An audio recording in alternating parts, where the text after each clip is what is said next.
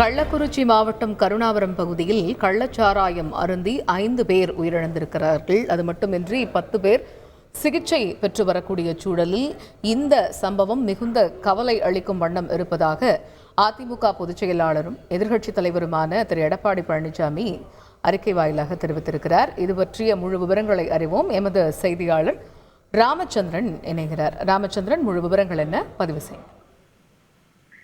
வணக்கம் காயத்ரி. கள்ளக்குறிச்சி மாவட்டம் கருணாபுரம் பகுதியில் கள்ளச்சாராயம் அருந்திய 5 பேர் உயிரிழந்துள்ளதாகவும் 10க்கும் மேற்பட்டவர்கள் மருத்துவமனையில் சிகிச்சை பெற்று வருவதாகவும் வருகின்ற செய்திகள் கவலை அளிக்கின்றன. உயிரிழந்தோர் குடும்பத்தாருக்கு எனது ஆழ்ந்த இரங்கலையும் வருத்தங்களையும் தெரிவித்துக் கொள்கிறேன்.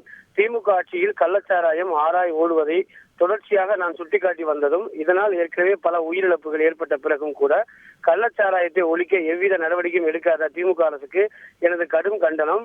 மேலும் கள்ளச்சாராயம் இல்லை, மெத்தனால் என்று போல மக்கள் வாழ்க்கை விஷயத்தில் வார்த்தை விளையாட்டு விளையாடாமல் கள்ளச்சாராயத்துக்கு எந்த பெயர் இருந்தாலும் அதனை ஒழிக்க கடுமையான நடவடிக்கை எடுக்க வேண்டும் என திமுக அரசின் முதலமைச்சரை வலியுறுத்துகிறேன் என தமிழக எதிர்க்கட்சி தலைவரும் அதிமுக பொதுச் செயலாளர் திரு எடப்பாடி பழனிசாமி எக்ஸ் தளத்தில் பதிவிட்டுள்ளார்.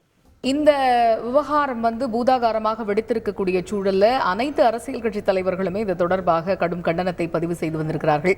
அந்த வகையில் எதிர்க்கட்சி தலைவர் எடப்பாடி பழனிசாமி இது தொடர்பாக எக்ஸ் தளத்தில் தெரிவித்திருக்கிறார். இந்த விவகாரம் தொடர்பாக அடுத்த கட்டமாக எதிர்க்கட்சி தரப்பில் ஏதேனும் போராட்டங்களோ ஆர்ப்பாட்டங்களோ முன்னெடுத்து செல்லப்பட இருக்கிறதா? இது தொடர்பாக ஏதேனும் தகவல்கள் உண்டா?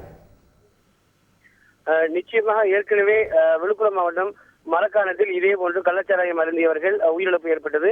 அதை எதிர்க்கட்சி தலைவராக திரு எடப்பாடி பழனிசாமி வன்மையாக கண்டித்து, அது மட்டும் இல்லாமல் செங்கல்பட்டில் ஆர்ப்பாட்டத்தையும் நடத்தினார். அது போன்ற ஒரு அறிவிப்பை அதிமுக தரப்பில் வெளியிடப்படலாம் என்றும் எதிர்பார்க்கப்படுகிறது. ஏனென்றால் தற்போது 5 பேர் உயிரிழப்பு, மேலும் 10க்கும் மேற்பட்டவர்கள் சிகிச்சையில் இருக்கின்றனர். அதில் உயிரிழப்பு அதிகரிக்கலாம் எனவும் அஞ்சப்படுகிறது. மேலும் அவரது குடும்பத்தார்கள் தற்பொழுது மருத்துவமனை முன்பாக அமர்ந்து முற்றுகையிடக்கூடிய சூழலில் உள்ளனர். அந்த வகையில் இதை எதிர்க்கட்சி மிக விரைவாக எடுத்துச் செல்லும் என்றும் எதிர்பார்க்கப்படுகிறது. அது மட்டுமல்லாமல் நாளை தமிழக சட்டசபை கூட்டத்தொடர் துவங்க உள்ளது. அந்த கூட்டத்தொடரில் எதிர்க்கட்சியாக அதிமுக இதனை முன்னெடுத்து பேசும் என்றும் எதிர்பார்க்கப்படுகிறது. தகவல்களுக்கு நன்றி ராமச்சந்திரன். செய்திகளை உடனுக்குடன் தெரிந்து கொள்ள உடனே சப்ஸ்கிரைப் பண்ணுங்க.